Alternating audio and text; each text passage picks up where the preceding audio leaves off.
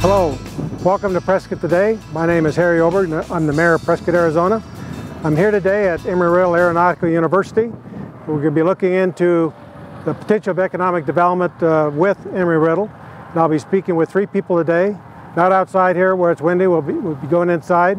I'll be speaking with the Chancellor of the University, Dr. Frank Ayers, the head of the Security and Intelligence College, Dr. John Haas, and also our own economic development consultant, Jim Robb. Well, we're here today at Embry with the Chancellor of Embry, Dr. Frank Ayers. Welcome. I'm glad to be at your facility today. Well, we consider it a great jewel in the crown of Prescott. It offers a lot to the community, and I'm hoping that we're offering a lot to you. And one of the things we're looking at is in the future, I think you're going to have a lot to support us in our clean economic development of Prescott. And so before we go there, I'd like to talk a little bit about the university and how you got started here. I think you've had some change in curriculum over a period of time, and then I'd like to talk about this building, this great building we're in. Certainly, I'd love to. And obviously, Embry is proud to be a part of the greater Prescott community, and we really appreciate the cooperation and collaboration between the mayor and the city council and our university. It's been awesome.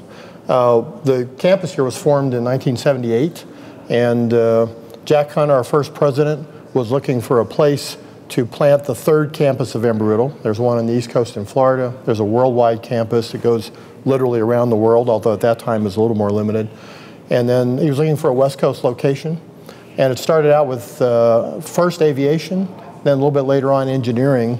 But since then, we've just grown dramatically into a variety of other fields. So engineering and aviation are about 60% of what we do, but STEM education is 100% of what we do. The sciences, technology, unmanned aerial systems, space physics, just the entire variety. This year, we're opening a program in animation, simulation, and gaming.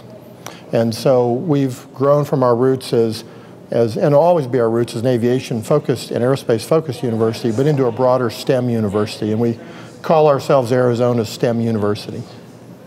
Also, maybe you could tell us a little bit about some statistics that you have. I know you just talked about, I think currently you have about 25% aviation, where you used to be about 80%.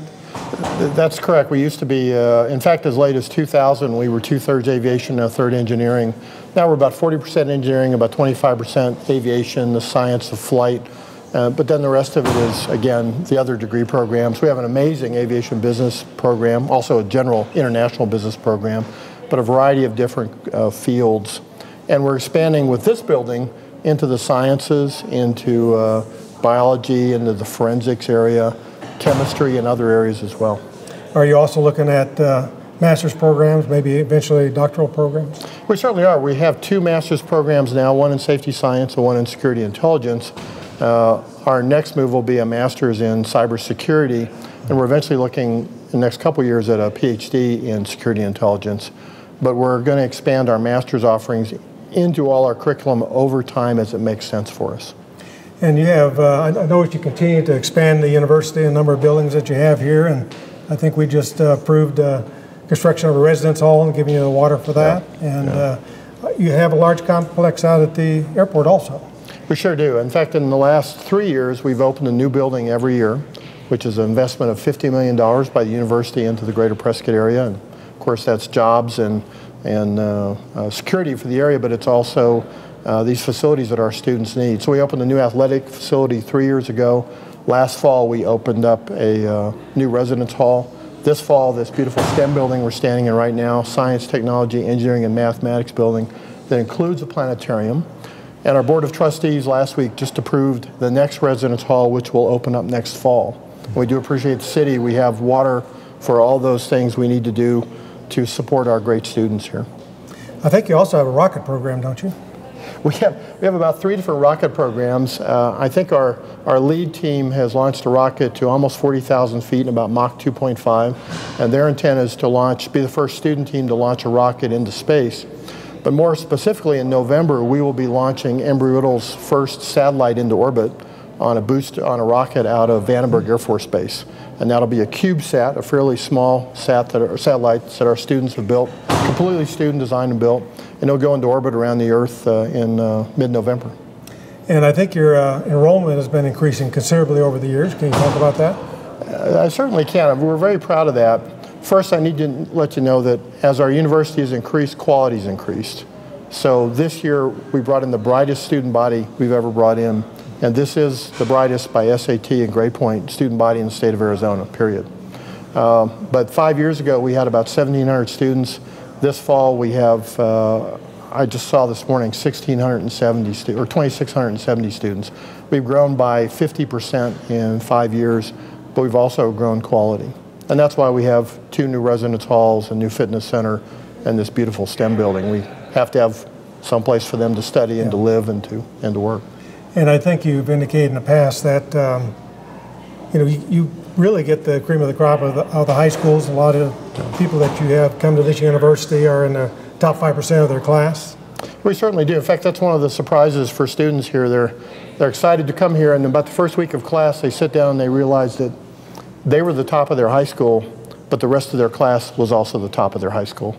But if you want to be a strong swimmer, you swim with strong swimmers. And so our young people, because our classes are full of these bright and relentlessly polite and just well-spoken and great young people, they work really well together in teams. They launch rockets into space, they launch satellites, they do a variety of things. And so by the nature of our student body and the attention our faculty and staff pay to them, they can do things that maybe other college students can't because they get personal attention. One thing I'd add is all our classes are taught by our degreed faculty. We do not use teaching assistants. The PhD who teaches your class also teaches your lab. And so that's the difference in our education. Our average class size is 23 this year, 23. And what's the placement rate of your students compared to other universities? We're very proud of that. Our placement rate in the field of study that they studied at the university within a year of graduation is 95%. That number across the nation is about 35%. So a student who comes here knows what they want to do, gets a degree in that program, and then gets a great career and a job in that program. And they're all careers of significance. I mean, our students are all over NASA, all over Boeing, all over the airlines. Anywhere where aviation, aerospace, or the sciences are, our students are there. And I think you also support many of the 3-letter federal agencies? Yeah, we have the nation's only, first and only College of Security Intelligence. And our students graduate from here. They go on to the CIA, the FBI, the DIA, corporations. 2 groups of students in the last year have set up security operations centers, both of them in the Valley for major corporations. They were recruited from the university to go set up an entire security operations center for those companies. And those are major U.S. companies, Honeywell and Google. And I think you're fairly strong in robotics and drone technology. And we have a very strong unmanned aerial system program, which is what we call drones, made even stronger by the fact that we have the engineers who design and build them, we have the aviators who fly them, and we have the security intelligence people who understand what data they need to collect. So we have all the pieces that go into that drone industry in one campus where they all get to work together. And other disciplines that you have here, I think you see a number of them could be actually utilized by businesses here in Prescott if the jobs were here. Yeah, and that's, I think, the focus of the work we've done, Harry, together is to try to bring businesses, especially these high-tech, low-impact businesses, low water use, no smokestacks, but companies that bring engineering, that bring us the sciences here. In fact, in the last 2 years, 4 or 5 businesses have come to the community. 2 of those have been brought here by our faculty members. And we want to have our graduates, those who want to stay here, and that's a lot, to be able to find a place to work in this city in the field they're in. I think I've shared with you that our Chancellor's Award winner from 3 years ago now, Prescott native, his family lives here, wonderful young man. Couldn't find a job here in town. He's over in China Lake in California. But we would love to have had him work here in town. So that's something we're working on together. And I think you also had a Nobel Prize recipient or candidate here for some time, did you? Yeah, our space physicists, not a Nobel Prize yet, but our space physicists were, both our students and our faculty are very involved in the LIGO project, and that's the gravitational wave research that proves Einstein's theorems, which is a lot for Embry Riddle, who started out as a flight school with an Army pilot. And our students, we have undergraduate students and faculty who are part of a major set of papers that will be forwarded to Nobel for the Nobel Prize. So although they won't specifically be a Nobel Prize winner, they will be researchers who worked toward that. And they were key to the design of the detection equipment for the gravitational waves. Great. And you know, I can see a lot of the disciplines here, you know, possibly having positions in Prescott if we could get the businesses here. And I know cybersecurity, security and intelligence are a couple of areas that I'm looking at very strongly. Anything in, you know, dealing in the computer field, I think would be very important for us. And like you say, clean, light, low water use. Yeah. So we're going to be talking to Dr. Haas here shortly. John Haas, yes. In a few minutes about the Cybersecurity Operations Center. That's and correct, a few other things that he's doing, and why I think this is a good idea to kind of move our community in this direction. Well, in fact, so we set up 2 security operations centers in Phoenix, but this is a computer data center. It doesn't have to be in Phoenix. That's right. It can be here. It can be any place. It could be on our campus. We have 539 acres here, of which we use probably 125. So there's plenty of room for us to expand. And of course, the other thing we're looking at together is a business incubator on the campus as well, to take what our students and faculty do and turn those into businesses so we can grow our own businesses in the community. Right. And we're working on that.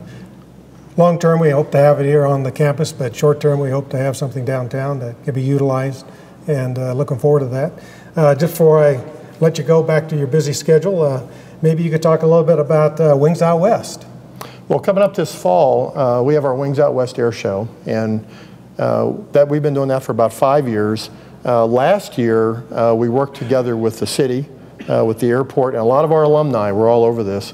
And the Aircraft Owners and Pilots Association held their regional fly-in here, which to date is still the best attended regional fly-in they've ever had. So this year, working with the city, our Wings Out West Air Show, which features Matt Chapman, the Emerald Air Show pilot, and will be held on our flight ramp, will show off the industry, aviation industry. There'll be displays from major manufacturers. There'll be displays by our students. There'll be a wonderful air show. And it's going to be open to the public for the first time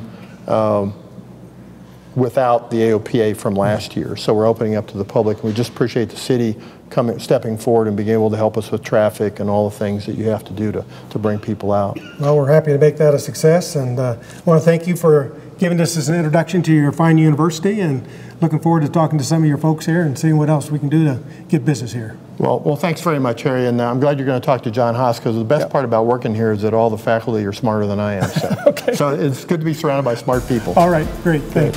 Thanks, sir. We'll be back in a moment. Welcome back, and we're currently at Embry Riddle Aeronautical University in the Cybersecurity Lab, and I'm with Dr. Professor, I guess, also, John Haas, and I think you're the head of the department. Can you explain what that department does? Sure. The Department of Cyber Intelligence and Security started 4 years ago, 2013, with just 10 students. We now have 151 students, and what we're doing is really training the next generation of cyber warriors. So these are the people that are going to help us with forensics, with looking at network security, and being able to find threats before they happen. And it's a great way for the students to get involved in a growing industry. And how much do you think this industry is going to grow in the next decade?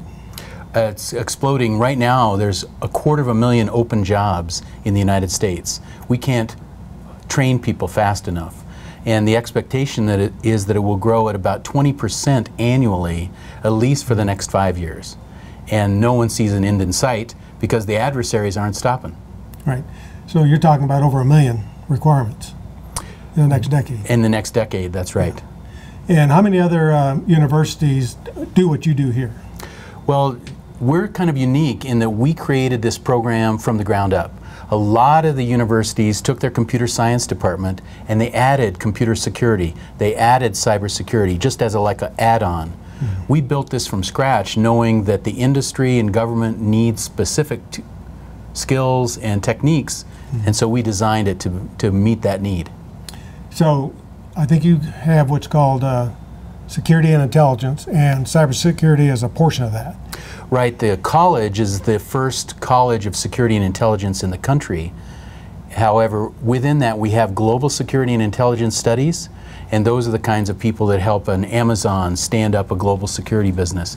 Or physical security, they help look at school shootings or things like that. Whereas the cyber intelligence and security is focused really on networks, on the Internet of Things, aviation cybersecurity, and the cybersecurity of regular companies that you've heard of. People like Safeway, American Express, Federal Express, they actually are concerned because they all do business on computers and networks. So how many students are you graduating a year right now in this curriculum? Our first graduating class was 11 students, and this next year we'll be graduating about 18, and then it's just growing from there. Well, it's going to take you a long time to get to 1 million. It's going to take us a long time to get to 1 million. We can't expect to do it all by I guess ourselves. that's job security. That's right, that's right. Okay. And we're going to expand. Good. Well, there's probably a lot of people out there wondering what all this motion is behind us here, so maybe you can kind of give everybody a quick understanding of what we're seeing here. Sure. We're talking about threats and adversaries, and what this is showing is attackers in different parts of the globe that are trying to attack another computer. And the company called FireEye is able to monitor this because they have organizations that hire them to manage their security services.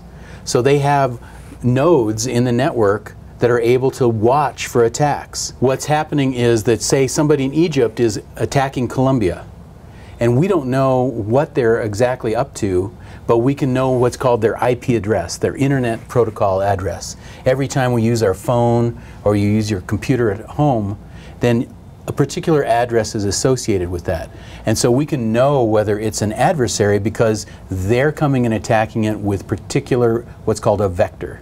That means that they're hitting something where they're not authorized. And then we notice it, and we can then block them to prevent them from doing further damage. So you just talked about the one from Egypt going over to Colombia. So we don't know, they could be attacking a bank. They could be trying to get into government files. That's right. It could be a corporation, or in this case, you see somebody just attacked the United States, and now we just saw somebody going from United States to Taiwan. Because we don't know if that might be someone who's actually sitting in Australia pretending to be in the United States. They've taken over someone else's computer. Your computer could be part of a zombie, what's called a zombie attack. And that means that somebody else has taken over your computer. You don't even realize it. So that could be happening to anybody right out there in the viewing audience. That's right. And you would never know. And you would not know it. The only way that you might notice, you say, why is my computer going so slow? But most of the time now they're getting smart, and they're just dialing back the network so that they're only using, say, 10 or 15% of your computer. And you wouldn't really notice if it's going a little bit slow like that. And I think you had some students in the past that were hired into Phoenix, I think Amazon, maybe there was some other companies, setting up what was called Cybersecurity Operations Center. Can you explain what that is? Sure. And recently Amazon did hire 6 of our students to set up a global security operations center. And so they would have monitors like this where they would be monitoring news, they'd be monitoring traffic, they'd be monitoring terrorist events, so that Amazon, when they're setting up a warehouse or they're sending their executives abroad, they'd be able to come to them and say, caution, you don't want to go to this place right now, or if you do, you need to be concerned about this. You need to take along a security detail, or watch out for this. So that's the kind of thing that they would be able to monitor worldwide. And I think a lot of your students also go to work for 3-letter federal agencies. Right. Can you explain what they might be doing for them? Well, in broad brush, I can tell you. Yeah. But the federal agencies, of course, some of them are looking outward, away from the United States, and some of them are concerned about things happening within the United States.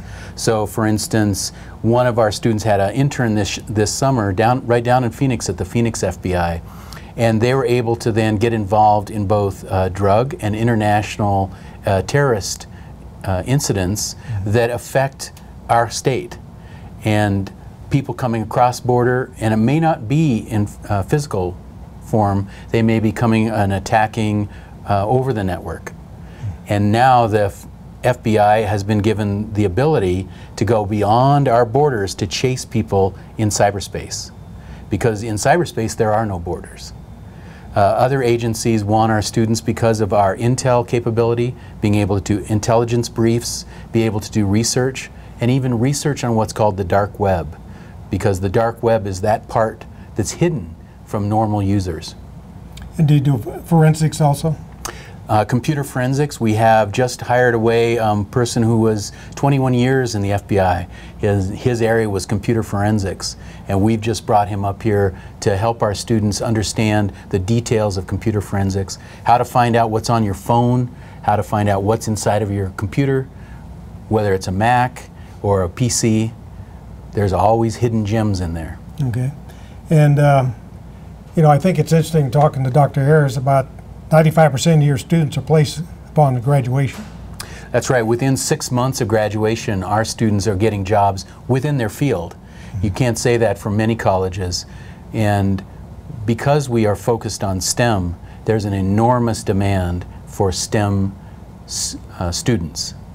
And I was interested in what you just said a few minutes ago about, I don't know what year there would be, maybe sophomores, juniors, that would actually have an opportunity to go into intern work during the summer. Sure. With possibly agencies that they would eventually work for. That's right. And they take them as early as freshmen, right after their freshman year. In fact, some of the agencies prefer to have them young because then they don't learn bad habits. And so they get them after their freshman year, they move them to a different location and a different task in their second, third, and fourth year, and then by that time they're groomed, they're ready to be brought on board. We just had one of our students, he had 6 job offers with 3-letter agencies from a summer internship. He's not graduating till December. Wow, that's very interesting. Well, I think this has application here in Prescott.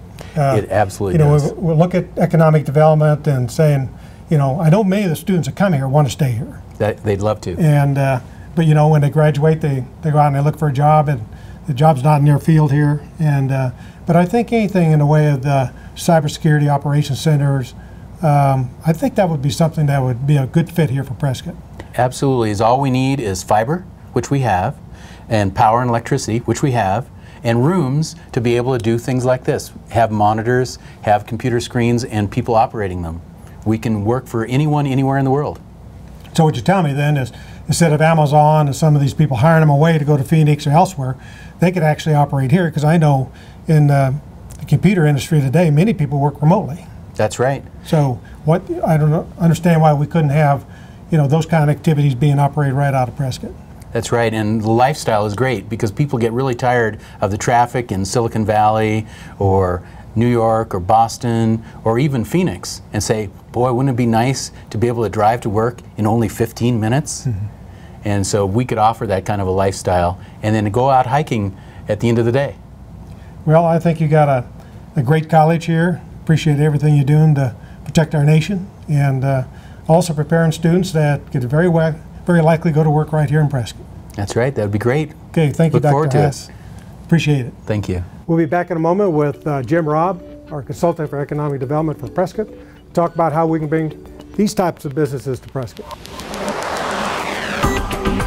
Well, welcome to the Jim and Linda Lee Planetarium. It's brand sparkly new, so that means it actually has some features that some of you out there might not be familiar with. I think a lot of people that have experienced planetariums, what happens is they go into the room, they see this really intriguing gadget in the middle of the room. It has lots of bells and whistles to it, and all the chairs are sort of surrounding that one projector, and then above us we see the stars, and the constellations. So with the Jim and Linda Lee Planetarium, all our seats facing one way, we have two projectors, one in the front, one in the back. And what they do is they show us the night sky and the planets and all that. But beyond that, there's a whole lot more we can do as well. There are full dome shows. We can do 360-degree views of not only the universe, but things like aeronautics, the northern lights, lots of different data that scientists bring in that we can visualize, and different entertainment, light and music shows. And so what this Jim and Linda Lee Planetarium is going to become, in a lot of ways, is going to be determined by the passions and interests, not only of the Embry Riddle students, faculty, and staff, but also of the greater Prescott community, of the greater Northern Arizona community, of maybe even beyond that. And so whatever people come to us with when they're interested in seeing certain shows, they want to collaborate on different projects, they want to see something on this dome, well, that's going to define the taste and flavor of what the Jim and Linda Lee Planetarium will actually become. And I have a lot of fun ideas, but I hope you do too, because yeah, there's going to be really a lot of exciting projects and shows just around the corner.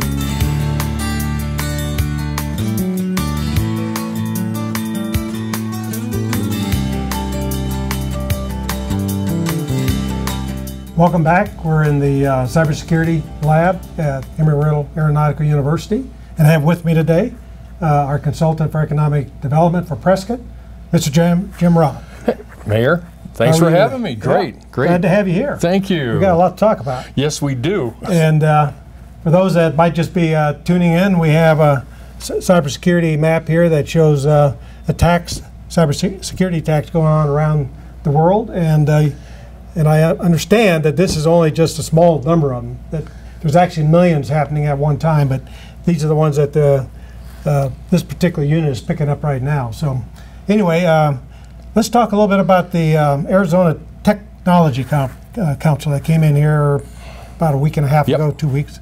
And you know, we thought that that was a major effort to try and get businesses to understand Prescott.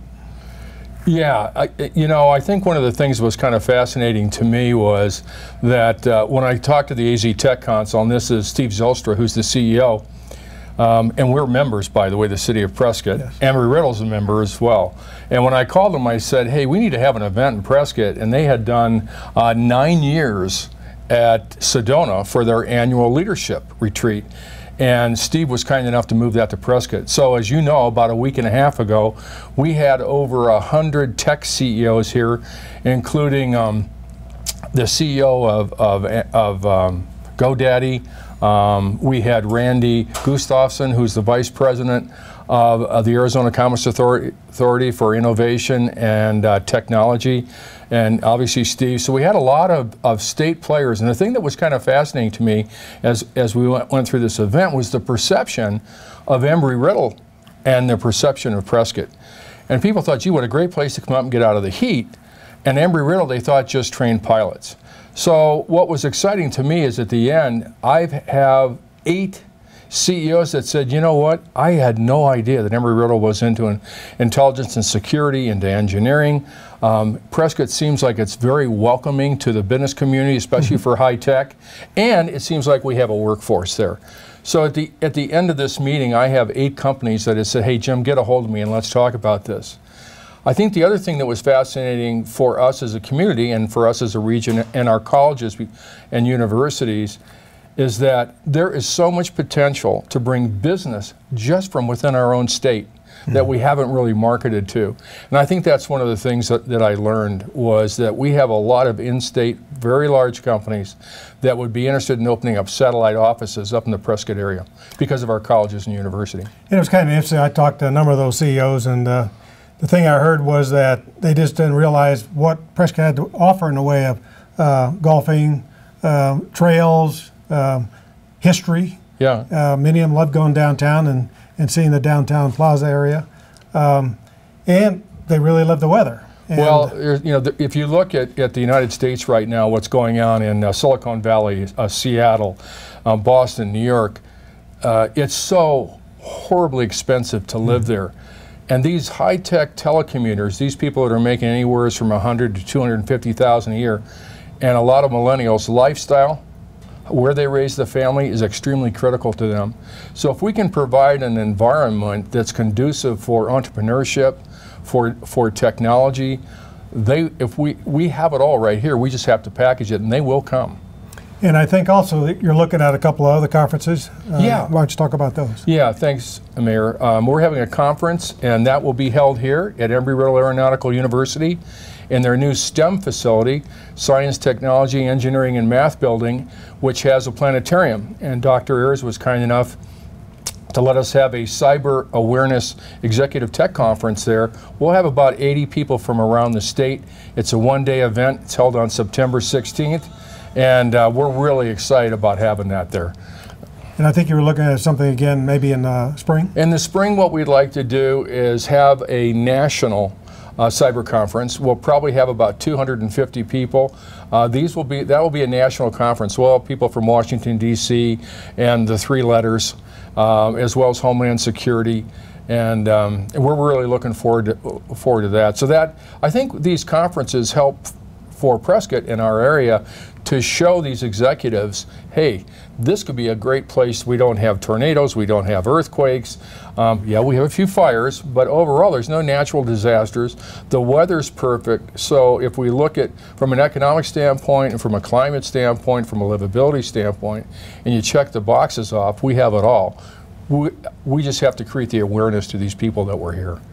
I was at a technology conference in Phoenix, and there was a number of Silicon Valley CEOs that were there, and one of the things that they said was that the cost of operating their business, and even the cost for their employees on the outside and finding homes and everything, and also the regulatory environment was getting such that many of them said that they were leaving California. As a matter of fact, one guy said, I've moved half my company. If I could do it tomorrow, I'd move the rest of the other half. So obviously, we've got a lot to offer here. Now, they were talking Phoenix, and I think through what you're doing, we're starting to let people know that Prescott is a great place to come and start your businesses. And I think one of the things we're looking at is the incubator. That might be a place where we start working that out. I think there's a couple things. So one is that there are so many businesses in Phoenix that have conferences, off-sites, planning sessions, board of directors meetings. We want to start to pull them up to the Prescott area to have those types of meetings. That will help us, so they go, you know what, we really need to have a satellite here. We want to be close to Embry Riddle. We want to be close to Yavapai College. We want to get a hold of their workforce before they go to Boeing or before they go out of state. And I think those satellites are starting to understand the impact that that would have. And so the other point is that as we get these satellites, we have to have a home for technology. And let me tell you what I mean by that. There are colleges, our high schools, our university. We need a place to incubate. We need a place to have entrepreneurs come where they feel welcome and comfortable, where they can start their businesses, and we can help them to innovate and incubate those businesses and help them to grow. And I think, you know, if we can get an innovation center up here, I think if we build it, they will come, not only locally, but from venture capital from outside the state of Arizona. I've already met with Silicon Valley, Seattle, and other parts of the country, and they go, Jim, when you have the innovation center and you start to get technologies built, we will come take a look.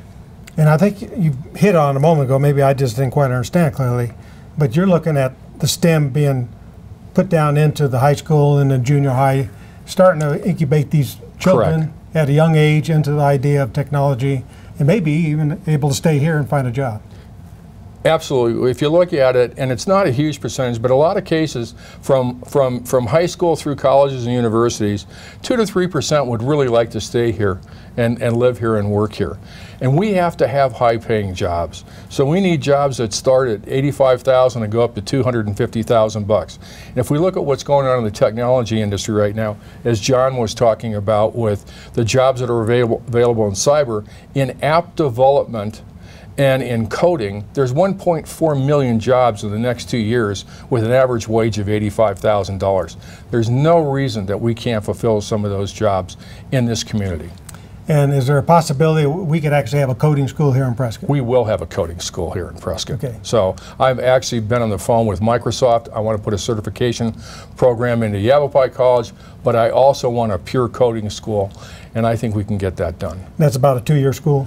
It will be 2 years. There's a lot of things that we can do in a 2-year program, and just as an example, everybody thinks Microsoft, when they started, and I was there, they think they hired everybody from Harvard and MIT and these great schools. Well, actually, they hired 8,000 from Bellevue Community College. They went over and set up the program, brought the thing, and so these kids would get a certification program after 2 years and go right into Microsoft. And then if they wanted to go on for a 4-year degree or master's or whatever they wanted, but they got over there. I think that's what we need to create, are some of these jobs where it's a 2-year certification program.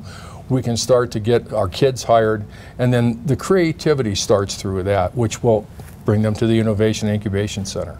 And I think one of the things that you're looking at is the Cybersecurity Operations Center, possibly starting that here. Can you explain how that might happen? Yeah, one of the things, you know, and you were talking to Dr. Haas and we've talked to Dr. Ayers, what we call a SOC, a Security Operations Center.